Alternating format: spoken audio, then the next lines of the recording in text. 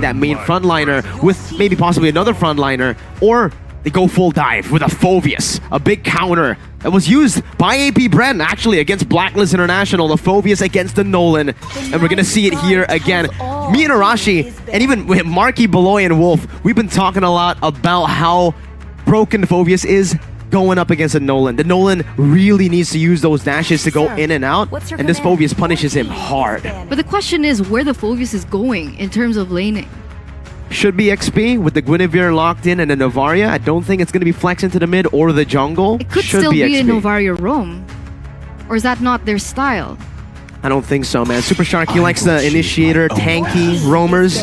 Doesn't really like the utility or, you know, Novaria. The utility or the Novaria. Yeah, I understand, which is why we've seen a lot of variations of certain heroes, especially throughout the different regions, which is why it was a question for me, right? Is this the style of the Ohio Brothers? Is this something that North America has actually picked up in their meta? But here from AP Bren, we do see a Fanny and a Fredrin being taken out. I want to talk about this a little. Is a jungle tank still viable in this meta? Because of the buff towards Lord, it seems a little bit more tricky than it was before.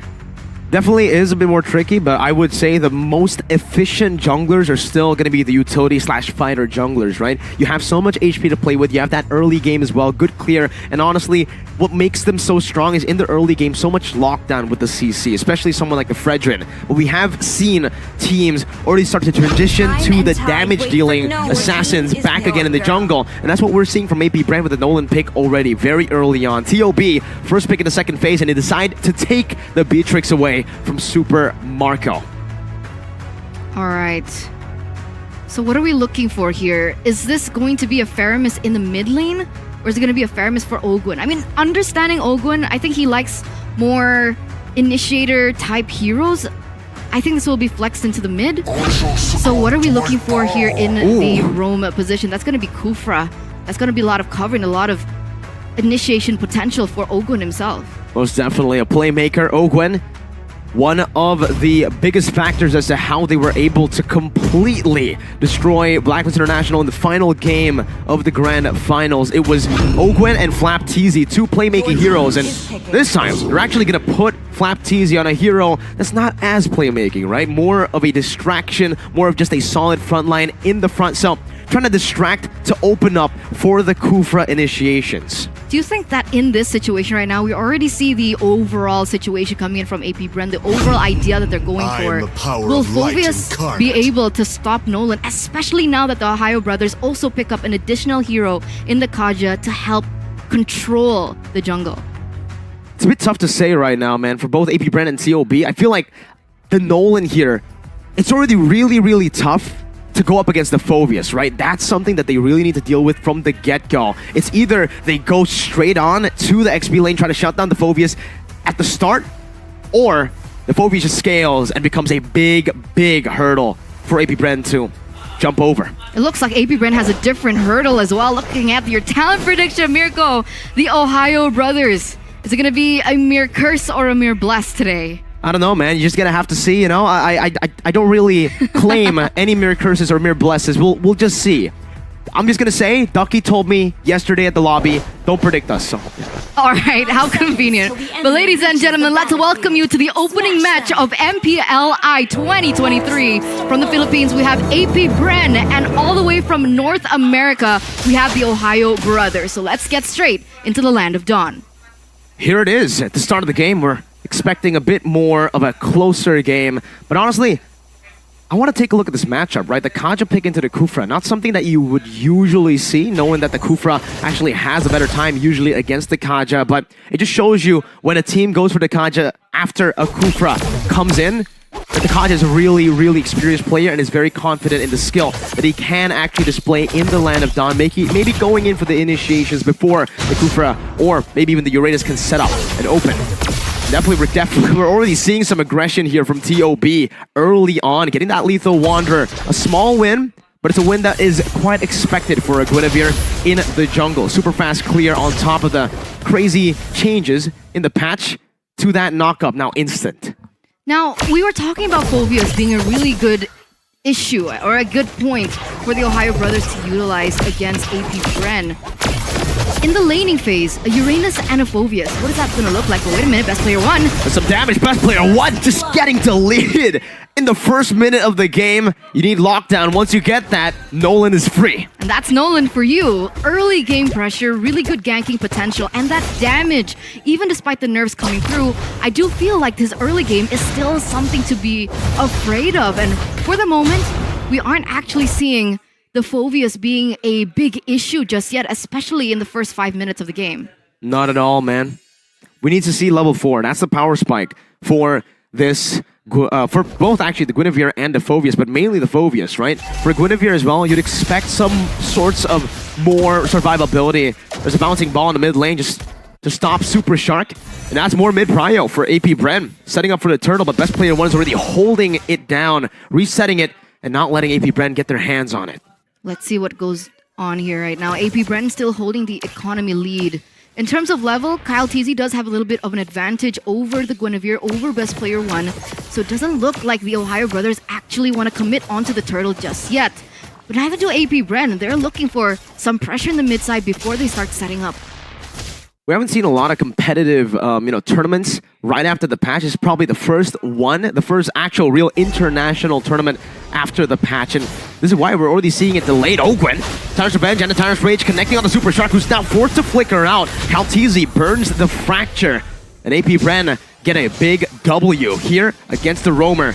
Best player 1 rotating down as well. Mielo has the damage, and that's going to be the Violent Requiem locking down 1, but the Netherrealm saves Ogun for a bit. There's some dive as well from Baptizi. Mielo's taken super low, unable to use the Demonic Force, and under the turret now locked down by Divine Judgment. Baptizi looking for that kill, and he actually does get it with the help of Ogun. It's 1 for 1, but AP Bren secured a neutral objective.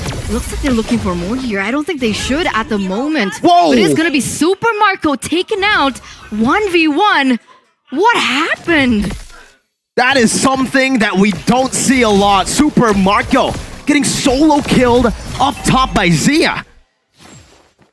How? I'm thinking about it. I'm trying to wrap my head around what exactly happened, because in theory, I would say that Super Marco would have a little bit of an edge, especially now that he's level 6. He has the Blazing Duet to jump in and jump out of situations, but I wish we could see a replay of that particular lane. Looking at how it happened, up top in the map, it looked like Super Marco just went for a very deep dive and had to pay the price for it. So overconfidence? Overcommitment, definitely. Fracture now from Super. Oh my god! Just deleted off the Land of Dawn once again. That Fracture, disgusting. That's Super Shark of all of the players as well. That's their roamer that gets instantly taken out by AP Bren, and this is it. The Ohio brothers, they need to think about their game plan. What were they going for with this particular strategy, right? With Novaria, with the Phoveus, do you think that they should play a little bit more passively in the early stage, play for that late game, and buy some time, especially realizing that up until this point, Caltizi, there hasn't been any counter towards him? On paper, that's definitely what they're trying to do, right? They're looking for that mid-game power spike that's bounce ahead at this point, because even though AP Bren have been able to win a lot of the early skirmishes, especially around the neutral objective, TOB have been trading really well with Zia, getting a solo kill up top, and now TOB putting the pressure on, giving Zia so much more room, so much more space. He got a few good hits on that turret plating, and now clears out the wave as well. Let's see. It's only been 5 minutes. Can you imagine? Zaya already actually munching out on that turret in the top side. Phew. He's trying to defend it for his life, but he can't. They gotta let it go. So in this exchange, AP Bren, they lose that gold lane, but in the middle, has to burn Flicker, and that's going to be the jump again with the Requiem comboed in. Netherrealm still ready, but it's going to be used up in the last second. Oquim gets popped and pulled out of the Netherrealm, and that's another kill going to TOB for free. They're putting out a really good show right now. The Ohio brothers, I mean, I think everyone watching, the audience as well, they were expecting this to be a landslide for AP Bren. I mean, this is the tournament favorites, the champions of MPL PH. And the Ohio brothers, you can call them a dark horse, and yet this is the performance that we're seeing from them. AP Bren, it looks like they need to find more things elsewhere. They need to look for a trade here, or they just need to take it even slower. But if they do that, take it slower, even slower, they're going to risk a lot of the mid-game power spike, a lot of the mid-game pressure going to the hands on TOB. You're going to actually have to sacrifice that maybe, and you can already see the lane swap here done by the side of TOB to give Zia even more space down below to bully Flap Teasy. Ogwen just gets a Tyrant's Revenge, goes in for Tyrant's Rage as well. It's a good lockdown as well. Best player 1 running away, spatial migration, and the clone gets him out to safety. And AP Bren, at the moment, still holding that gold lead. You were talking about Zaya earlier on with the lane swap, but Zaya already has that BOD, so essentially the damage is already there just in case he does want to participate into the team fights. And that's the story we wrote. Super Marco, how far is he? I'm wondering, I'm curious as to see the items building in for both of these teams, and especially the gold lane. It's a fun fact, actually. Just now, we are seeing a lot of Claudes go for Corrosion Scythe first item instead of the DHS first item that we usually normally see. And that's, I feel, what Super Marco is also going for. He went for the Corrosion Scythe first, and now, only now that he's building towards the DHS and then the Golden Staff to get more hits on that Blazing Duet, on the on-hit effects there to slow the opponents down and to provide maybe a bit more utility in these fights. We can see Calteezy with the Fracture again onto Huma, now gets caught in the spatial migration. The Requiem locks him down, and it's best player 1 who secures a kill onto Kyle Teasy. Meanwhile, Flap just jumping forward, trying to zone TOB away, trying to get some more space for the rest of the team to follow it back up onto the turtle here that spawned back in. It's BP1 with a free turtle. He just needs to hit on this retribution. The Mirror's bashing is locked into the Blazing Duet in the back line with the help of the Corrosion Side. Slows Zia down enough, but he flickers around the wall, but it's Ogwen with a Timer's Rage flicker combo, locking him down, picking up a double kill as Mielo now is looking for a re-engage with the help of best player 1. They decide to move back. They get the turtle, and that's it. That's going to be a 2-for-1 trade, but the Ohio brothers take the turtle. So essentially, in that particular situation, would you go for a death or for a turtle? Is that a good trade for the Ohio brothers? I think looking at it, it should have been a good trade, but AP Bren got 2 kills. That was a 4v5. AP Bren actually had no right winning that team fight, but they did anyways. But remember, the kill's onto Ogwen. Ogwen's 3-1-2. It's about the pressure you get with the kills, right? Sure, the gold acquisition could definitely be better. It could definitely be on better hands like Marco or even Fuel. But the fact that they were able to take down 2 members there gives AP Bren so much more room and space around the map. You can see turrets start to fall, and you can see Super Marco is given that space to farm up, to get a level lead over Zia now. I mean, despite that, I do agree with you. AP Bren still look like they're holding control over the map as well. They have a little bit more turrets under their nose. They're utilizing that advantage really well. And it looks like the Ohio brothers are kind of stuck in their own base. They've been asphyxiated. But we now see the potential of the composition that the Ohio brothers brought in with the combination coming in from Best Player 1 as well as Novaria. The combination that we were talking in from the drafting phase is something that AP Bren, they need to look out for. They need to watch out for. They can't get overconfident because eventually when these things... I understand you think that AP Bren might have a little bit more of a advantage in that particular situation, but imagine that keeps on happening over the course of this game and over the course of the next neutral objectives. Kyle Teasy needs to stay alive. He can't be taken out. I think that's imperative. Definitely. I think Super Marco as well, with the help of Kyle Teasy, these 2 carries basically need to stay alive as much as they can, because there's a lot of kill pressure, there's a lot of pick pressure as well for the side of TOB. They can look for it, and this is exactly it, the Flicker Divine Judgment, but it's only onto Flap Teasy, who has a lot of help with the Consecration and another realm already, but that's 2 big resources burned out. AP Bren baited out the Demonic Force, and Kyle Teasy is already on the Lord. That's a big resource burnt out as well. Phew jumps in with the Shadow Stampede, brings Super Shark back, but it's a free Lord over to AP Bren, who are playing this game perfectly from the mid-game onwards. Wow, 5,000 gold lead for AP Bren as well. So despite all the little wins that the Ohio brothers have actually been able to amount to, they have still not been able to gain control of the game here 10 minutes in. And remember, ladies and gentlemen, for those of you at home watching, don't forget to name this hero. Who is this? Because if you guess it correctly, you guys get a chance to win 4,000 diamonds. I can't answer that. You can't answer that? I can't. I'll give you a clue. You can't because you don't want to reveal it, or you can't because you just don't know? I know, we were talking about this yesterday. Because I said Zilong, and it turns out it wasn't Zilong. Or maybe it is. Someone can guess Zilong now. Maybe that might be like a bait, right? Well, that's a clue. That is a clue. It's not Zilong. Or maybe it is. You never know when it's Eterna sometimes. And honestly, this game as well, you never know when it's AP Bren, right? Early on, it was TOB who held it down, but AP Bren have come back from it, and the way they come back is they get a massive gold lead to play with a big Lord marching down in the bottom lane.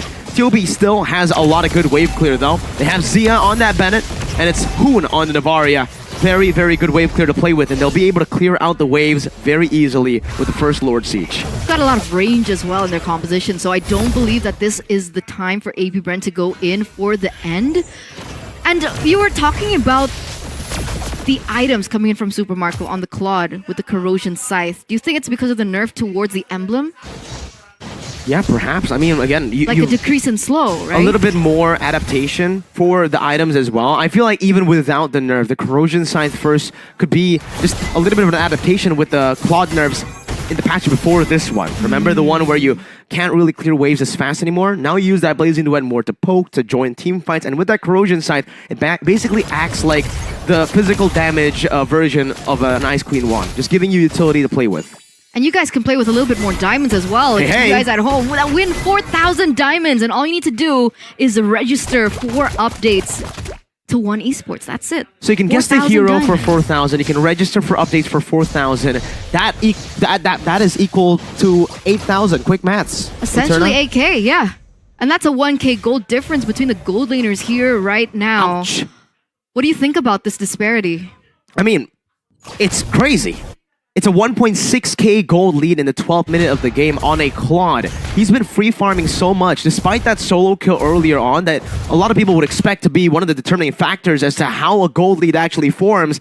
No, Super Marco has been given so much space, he's actually a level ahead as well. And with that Windtalker, now all he needs is a Wind of Nature. He's already building towards. And heck, he might even go for a Sea Halberd instead of the Wind of Nature. With that being said, is there no possibility, no scenario that best player 1 can be the one to take him down?